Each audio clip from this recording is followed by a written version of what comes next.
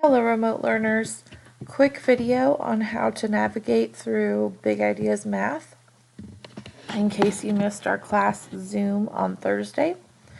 So to start, you'll go to bigideasmath.com. I have emailed you your username and password if you did not set up an account yet.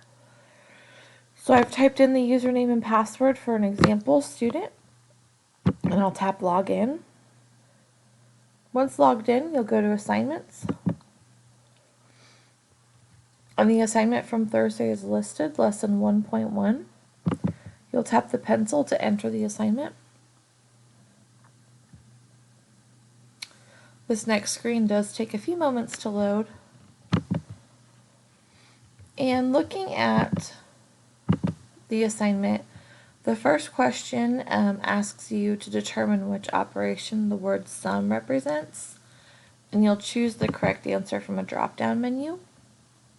Once you've chosen the answer that you believe is correct, you'll tap check answer. If your answer was correct, it will turn green. If it's incorrect, there will be a red X. If your answer is incorrect, you can change your answer and tap check answer again. You have 3 chances to check each answer. When you're finished, you'll move on to the next question by using the arrow. If you arrow through the next several questions, they're similar to each other. They all use the drop-down menu. Notice the blue numbered box on the left tells you what number the question is. So right now this is question number 5. I'm advancing to number 6, 7, and finally 8. This tells you how many questions are on the assignment. Now I'm looking at a question type where I have to type in my answer. So I'll type in my answers and tap check answer. Again, questions will turn green if they're correct, or red with an X if they're incorrect. You can edit and then recheck.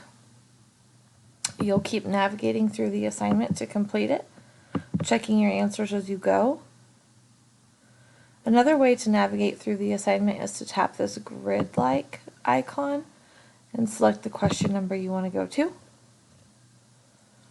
The Canvas agenda for this assignment says that you need to show your work on numbers 8 through 25, 36, and 37.